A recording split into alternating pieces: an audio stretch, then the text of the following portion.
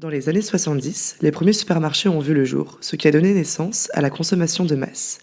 Le comportement d'achat des consommateurs s'est trouvé moins réfléchi et au fil des années, la notion d'hyperconsommation est apparue.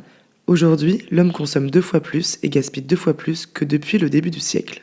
Cette augmentation est expliquée par les stratégies marketing des entreprises qui ont pour but de maximiser leurs profits. Pour cela, elles manipulent le consommateur et le poussent à consommer des produits dont il aurait pu se passer. Nous mettrons en avant 3 des principaux outils utilisés pour inciter le consommateur à l'achat. Il y a la fast fashion, un processus qui permet le renouvellement très rapide des collections, permettant aux individus de consommer rapidement à des prix abordables sans se soucier de leur impact sur la planète. Puis il y a la publicité, qui ne cherche plus à vendre un produit en vantant son utilité, mais plutôt en envahissant et manipulant l'esprit du consommateur. Et enfin, la partie qui nous intéresse le plus, les promotions. Un acheteur peut être attiré par un produit uniquement parce que celui-ci est en promotion, qu'importe la marque.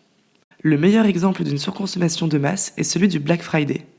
Les consommateurs français sont de plus en plus nombreux à profiter de ces super promotions pour acheter des biens de consommation à faible coût. Or, c'est une source massive de déchets, de pollution et de gaz à effet de serre dont l'impact environnemental est dramatique. Les modes de consommation de type occidentaux dépassent largement ce que la planète peut absorber et conduisent à la dégradation de nos écosystèmes, au réchauffement climatique, à la baisse de la biodiversité, à la dégradation des sols et des ressources primaires. Cette situation dramatique pour l'environnement est à l'origine d'une prise de conscience environnementale traduite par la naissance d'un nouveau mode de consommation, dit éco-responsable. Les consommateurs éco-responsables affirment un mode de vie sain et dévoilent leurs valeurs et leurs convictions à travers leur consommation. Mais aujourd'hui, lorsqu'un consommateur éco-responsable est conscient de son impact sur l'environnement, comment réagit-il face à une promotion qui l'incite à consommer plus, mais qui lui permet de faire des économies? L'achat de produits devient alors une source de conflit interne lors de sa prise de décision. Il est partagé entre la jouissance personnelle qu'il tire de son économie et la souffrance suscitée par les impacts négatifs générés par celle-ci. Nous nous demandons alors si lors de ces achats, le consommateur dont le comportement est éco-responsable est plus influencé par son désir de faire des économies en achetant des produits en promotion ou par ses propres valeurs et convictions. Nous avons émis les hypothèses concernant le fait que l'attraction d'une promotion sur un individu dépendait de l'intensité de son comportement éco-responsable. Ainsi, nous avons catégorisé les consommateurs selon 4 types de comportements aux différents degrés d'intensité écologique, du moins intense au plus intense. La première hypothèse est liée au mode de vie et comportement du consommateur. Nous pensons que plus celui-ci limite son impact sur l'environnement, moins il est attiré par la promotion. La seconde hypothèse est liée à une notion de budget.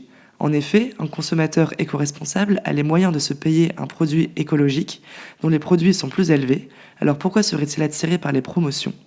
D'où l'hypothèse 2. Pour des questions budgétaires, le consommateur au comportement éco-responsable privilégie la promotion à ses valeurs et convictions écologiques. En troisième hypothèse, nous ne prenons pas en compte l'intensité éco-responsable des comportements, mais nous nous basons uniquement sur les consommateurs sensibles à l'écologie, prêts à dépenser plus pour limiter leur impact sur la planète. Nous nous sommes demandé si leur motivation à limiter leur impact sur l'environnement était supérieure à leur volonté d'économiser de l'argent grâce à des promotions. De ce travail de recherche, il en ressort que plus le consommateur est engagé dans la protection de l'environnement à travers son mode de vie et son comportement d'achat, moins l'attraction qu'il a pour les promotions est élevée. Aussi, grâce à des mises en situation, nous avons pu confirmer que s'il n'en a pas l'utilité, le consommateur éco-responsable ne profite pas d'un produit en promotion, même si celui-ci est à 75%. Alors qu'au contraire, un consommateur insensible à l'écologie achète le produit en plusieurs exemplaires pour faire du stock, même s'il ne connaît pas la marque. Le consommateur éco-responsable, lui, est prêt à dépenser plus de 15% pour des produits qui correspondent à ses valeurs plutôt que de dépenser moins pour des produits qui trahissent sa motivation à protéger l'environnement. Néanmoins, il convient de nuancer nos propos car il existe différents degrés de comportement éco-responsable. Certains consommateurs souhaitent limiter leurs impacts sur l'environnement à travers des actions qui ne nécessitent pas de dépenses plutôt qu'à travers leurs achats.